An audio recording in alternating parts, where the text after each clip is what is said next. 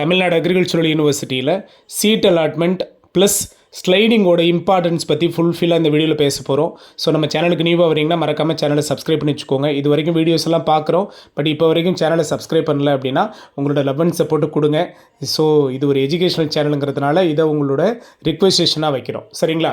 So இப்போ நான் உங்களுக்கு டிஸ்பிளே பண்ணியிருக்கிறதா அடுத்து நீங்கள் ஃபேஸ் பண்ண போகிற, அதாவது ஜென்ரல் கவுன்சிலிங் முடிச்சிட்டோ அல்லது 7.5% ஸ்டூடெண்ட் முடிச்சிட்டோ நீங்கள் ஃபேஸ் பண்ண போகிற ப்ரொவிஷனல் சீட் அலாட்மெண்ட் லெட்டரோட மாடலை நான் உங்களுக்கு கொடுத்துருக்கேன். இதில் நிறைய விஷயம் இருக்குது.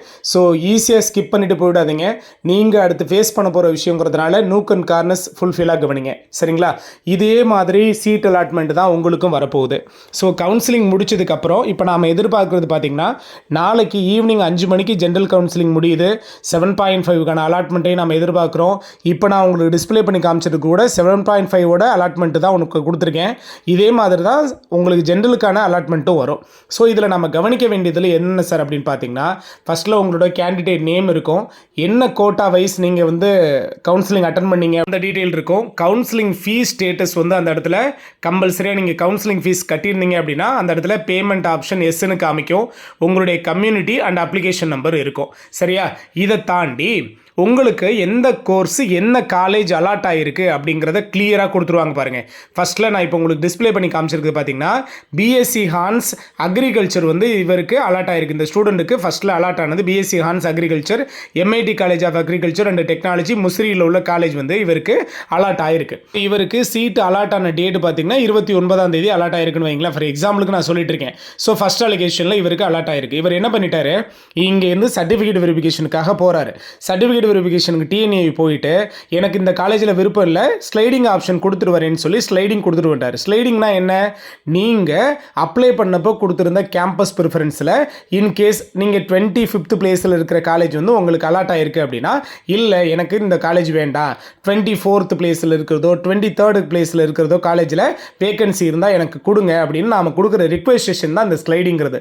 அதாவது மேல் நோக்கி நகரும் முறை, அப்வர்டு மூமெண்ட் தான். அப்வர்டு மூமெண்ட்டில் போகும், சரிங்களா? கீழே உங்களுக்கு அலாட்டான காலேஜுக்கு கீழே போகாது, மேலே போகும். ஸோ ஓகேவா? ஸோ அது மாதிரி இவர் என்ன பண்ணியிருக்காங்க, ஸ்லைடிங் ஆப்ஷன் கொடுத்துட்டு வந்திருக்கிறாங்க. அப்படி ஸ்லைடிங் கொடுத்ததுனால இவருக்கு கிடைச்ச பெனிஃபிட்டை பாருங்கள். ப்ரைவேட் காலேஜில் பிஎஸ்சி அக்ரி கிடைச்சது. இவரோட ப்ரிஃபரன்ஸ் சரியாக செட் பண்ணியிருந்ததோட விளைவு இவருக்கு செகண்ட் அந்த ஸ்லைடிங்கோட ரிசல்ட்டில் பார்த்தீங்கன்னா agriculture and research institute Killikulam college இவருக்கு கிடச்சிருக்கு. ஸோ ஸ்லைடிங்கோட ரொம்ப பெரிய கிஃப்ட் இது, உண்மையை சொல்லப்போனால். ஸோ எல்லாருமே யோசிச்சு கட் ஆஃப் லெவல் உங்களுக்கு அந்த பார்டரில் கவர்மெண்ட் காலேஜோட கட் ஆஃபுக்கும் ப்ரைவேட் காலேஜோட கட் ஆஃபுக்குமான பார்டரில் நீங்கள் இருக்கிறீங்கன்னா கண்டிப்பாக நீங்கள் நம்பி ஸ்லைடிங் கொடுத்துட்டு வரலாம். வேகன்சி ஃபார்ம் ஆகிறப்ப இது மாதிரி உங்களுக்கு அலாட் ஆகிறதுக்கு சான்ஸ் இருக்குது. ஓகே சார், இப்போ ஸ்லைடிங்னா எனக்கு ஃபஸ்ட்லேயே அலாட் ஆன காலேஜில் நான் ஓகேன்னு சொல்லிடலாமா? ஸ்லைடிங்கை வந்து எனக்கு இப்போ கவர்மெண்ட் காலேஜ் கிடச்சிருச்சு, நான் ஓகேன்னு சொல்லிடலாமானா அதுதான் முடியாது. ஸ்லைடிங்கோட எண்டு ப்ராசஸ் வரைக்கும், அதாவது இந்த ஸ்லைடிங் ப்ராசஸ் எத்தனை ஸ்லைடிங்கோட ரிசல்ட் வருதோ அது வரைக்கும் நீங்கள் போவீங்க.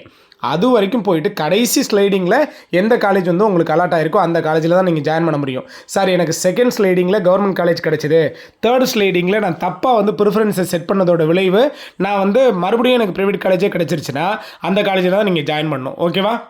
ஸோ இவருக்கு நான் இப்போ உங்களுக்கு டிஸ்பிளே பண்ணி காமிச்சிருக்கேன். உங்களுக்கு செகண்ட் ஸ்லைடிங்லேயும் கிள்ளிக்குளம், தேர்ட் ஸ்லைடிங்லேயும் கிள்ளிக்குளம், ஃபோர்த்லேயும் ஸ்லைடிங்கில் கிள்ளிக்குளம்னு வந்திருக்கு சார் அப்படின்னா எஸ், இவரோட ப்ரிஃபரன்ஸ் வந்து சரியாக அதையே செட் பண்ணி வச்சுருக்காரு.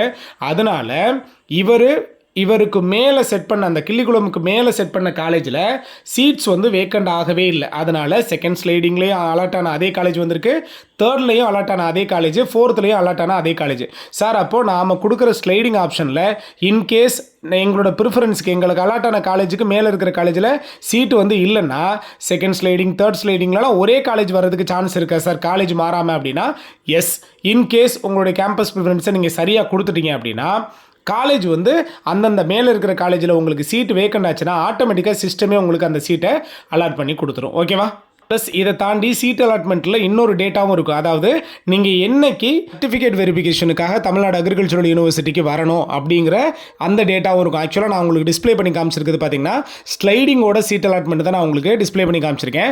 ஒரிஜினலாக ஃபஸ்ட்டில் வர்ற ப்ரொவிஷனல் சீட் அலாட்மெண்ட்டுங்கிறது நான் அடுத்தடுத்த வீடியோஸில் தரேன். அதில் என்ன மென்ஷன் பண்ணியிருப்பாங்கன்னா உங்களுக்கான CV சர்டிஃபிகேட் வெரிஃபிகேஷனுக்கான டேட்டும் டைமும் மென்ஷன் பண்ணியிருப்பாங்க. நீங்கள் கூட கேட்டிருந்தீங்க சார் ஜென்ரல் கவுன்சிலிங்னா இப்போ கவுன்சிலிங் டேட் 3 நாள் கொடுக்குறாங்கன்னா 3 நாளில் எப்போ வேணாலும் அட்டன் பண்ணுற மாதிரி சர்டிஃபிகேட் வெரிஃபிகேஷன் இப்போ 3 நாள் நடக்குதுன்னா அந்த 3 நாளில் எப்போ வேணாலும் அட்டன் பண்ணலாமா சார் அப்படின்னா அது கிடையாது. சர்டிஃபிகேட் வெரிஃபிகேஷன் எந்த டேட் எந்த டைம் சொல்கிறாங்களோ அந்த டேட் அந்த டைமில் நீங்கள் அங்கே போயிருக்கணும் அட்மிஷன் ஃபீஸோட. ஓகேவா?